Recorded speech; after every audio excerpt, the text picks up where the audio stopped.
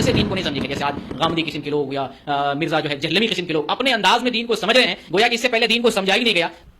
نماز کا تیسرا رکن ہے سورہ فاتحہ پڑھنا۔ اس کو ہم اور اچھے ڈھنگ سے سمجھیں گے کیونکہ یہ مسئلہ کافی اختلافی ہے اور اس بنیاد پہ آپس میں مناظرے، لڑائی جھگڑے، گتھم گتھا ہوتی رہتی ہے، لوگ جھگڑے لڑائی کرتے ہیں۔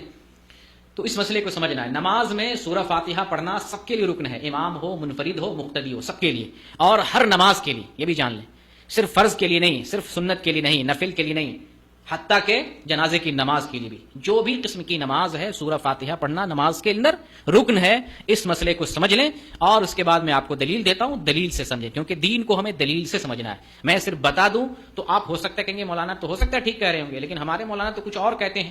جب آپ کو دلیل دوں گا، حوالے دوں گا، آپ جب سمجھیں گے، غور کریں گے تو یقین ہوگا آپ اس پر عمل کریں گے اور دوسروں کو بھی عمل کرنے کی طرف بلائیں گے، اور بطور خاص نماز کو نماز کی طرف پڑھیں گے، شمار میں ہو، اللہ کے نزدیک شمار کی جائے کہ آپ نے نماز پڑھی ہے، اس کا اجر ملے۔ ایسا نہ ہو کہ ہم وقت پورا کر رہے ہوں نماز کے لیے، نماز کا وقت پورا کر رہے ہوں لیکن نماز نہیں ہوتی ہو تو پھر فائدہ نہیں اس نماز کے پڑھنے کا۔ چلیں کہ دلیل دیتا ہوں، بخاری کی حدیث ہے 756 نمبر کی، 756 نمبر کی، نبی کریم صلی اللہ علیہ وسلم ارشاد فرماتے ہیں لا صلاۃ لمن لم یقرأ بفاتحۃ الکتاب۔ یہ حدیث عبادہ بن صامت رضی اللہ تعالیٰ عنہ روایت کرتے ہیں کہ نبی کریم صلی اللہ علیہ وسلم فرمایا اس کی نماز ہی نہیں ہوتی ہے جس نے سورہ فاتحہ نہیں پڑھی۔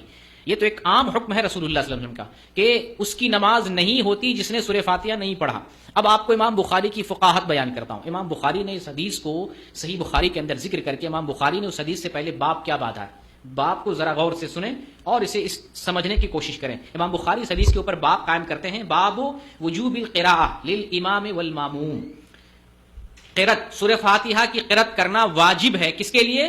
للامام والماموم، امام کے لیے اور ماموم عربی میں بولتے ہیں مقتدی کو، امام کے لیے اور مقتدی کے لیے، فی الصلوات کلھا، فی الحضر والسفر، سفر کی نماز میں، حضر کی نماز میں، اقامت والی نماز میں، تمام قسم کی نمازوں میں امام کے لیے اور مقتدی کے لیے سورہ فاتحہ پڑھنا واجب ہے۔ اس کا باب وما یجہر فیہا وما یخافت، اور وہ نماز جو سری پڑھی جاتی ہے اور وہ نماز جو جہری پڑھی جاتی ہے، تمام قسم کی نمازوں میں سورہ فاتحہ پڑھنا امام کے لیے اور مقتدی کے لیے واجب ہے۔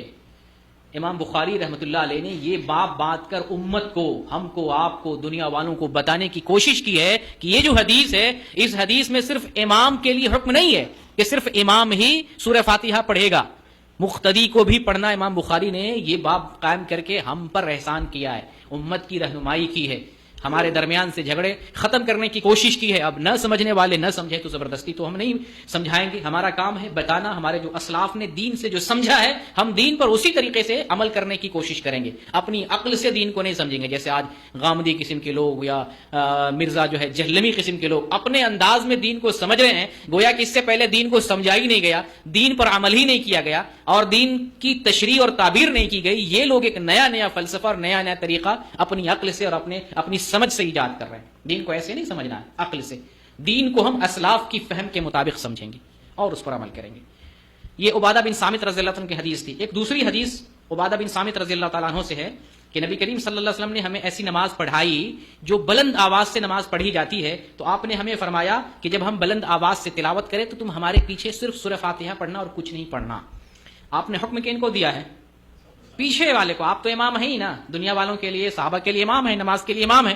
پیچھے جو مقتدی ہیں صحابہ کرام، ان کو آپ نے بتایا کہ اگر ہم جہری نماز پڑھیں، آواز بلند کر کے پڑھیں تو ہمارے پیچھے صرف سورہ فاتحہ پڑھنا اور کچھ نہ پڑھنا۔ یہ بہقی کے اندر روایت ہے اور صحیح درجے کی روایت ہے۔ ایک تیسری حدیث وہ بھی عبادہ بن صامت رضی اللہ تعالیٰ عنہ کی جو کافی مشہور ہے، وہ بیان کرتے ہیں کہ ہم نبی کریم صلی اللہ علیہ وسلم کے ساتھ فجر کی نماز پڑھ رہے تھے تو آپ کی قرأت بوجھل ہو گئی۔ جب آپ نے نماز پڑھ لی تو آپ نے صحابہ سے پوچھا کیا تم میرے پیچھے تم لوگ قرأت کرتے ہو، کچھ پڑھتے ہو؟ تو صحابہ نے کہا ہاں ہم لوگ آپ کے پیچھے کچھ پڑھتے ہیں۔ آپ نے فرمایا کہ میرے پیچھے سورہ فاتحہ کے علاوہ کچھ نہ پڑھو کیونکہ سورہ فاتحہ کے بغیر نماز نہیں ہوتی ہے۔ شیخ البانی نے اس حدیث کو صفۃ الصلاۃ کے اندر ذکر کیا ہے اور یہ حدیث صحیح درجے کی ہے۔ تو اس حدیث میں تو اور بھی کلیئر ہو گیا کہ نماز کی قرأت کی جائے تو امام کے پیچھے سورہ فاتحہ ہر حال میں پڑھنا ہے، سورہ فاتحہ کے علاوہ کچھ نہیں پڑھنا ہے۔ تو یہ جو نماز میں سورہ فاتحہ پڑھنے کا مسئلہ کافی اہم مسئلہ ہے اور نماز کے رکن میں سے ہے، اس لیے نماز کا جو رکن ہے اس رکن کا نماز کے اندر اہتمام کرنا ہمارے لیے کافی ضروری ہو جاتا ہے۔